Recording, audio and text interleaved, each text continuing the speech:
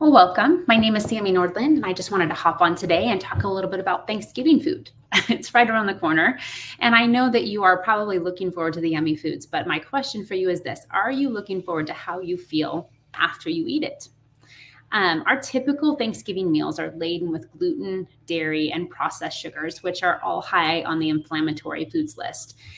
If you're someone who's dealing with inflammatory symptoms like gut dysfunction, which can range from constipation, diarrhea, bloating, gas, and pain, other inflammatory symptoms are joint pain, fatigue, brain fog, headaches, skin rashes, hormonal imbalances, and even the inability to lose weight. Eating foods that fuel that fire is not ideal. So let's just talk through some of the main ingredients that you're going to see in Thanksgiving food. Okay, so gluten. The number one reason why gluten in the US is bad. It is covered with glyphosate, which is a weed killer. Glyphosate can disrupt or kill the bacteria in our guts, disrupting our immune system and microbiome. Combine that with the fact that most gluten foods we consume at Thanksgiving are likely made with highly refined white flour, and highly refined white sugar. That is a recipe for an inflammatory flare-up. Dairy is a culprit for fueling the fire of inflammation as well, because the human body is not great at digesting some of the proteins found in dairy products like casein and lactose. Combine that with sugar or other processed foods, and once again, you have a recipe for an inflammatory flare-up. Sugar, too much of it causes the body to produce cytokines, which are related to inflammation within the body.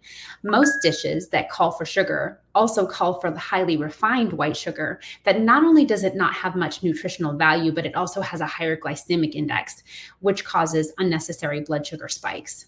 Sugar is also linked to inflammation, insulin resistance, fatty liver disease, diabetes, obesity, chronic kidney disease, and even cancer. Yet the scary thing is that our society here is addicted to it. It's in everything. So I wanted to give you guys some options for replacing those things this Thanksgiving.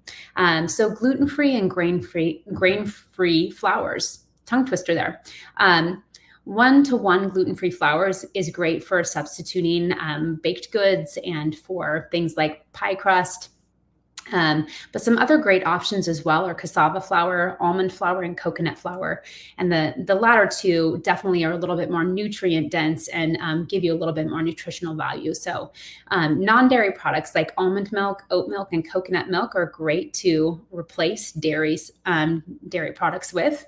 Alternative sugar options are things like stevia, which is my preference, monk fruit, coconut sugar, and honey. And depending on the recipe, you may need to play around with all of them just to see which one works best.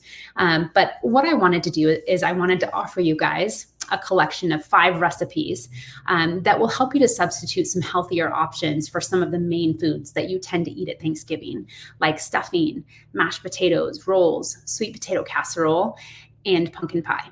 So if you're interested in those recipes, message me and I can get them sent over to you. Here's to a healthier and happier gut this Thanksgiving, which means a happier you. Thanks for listening, guys.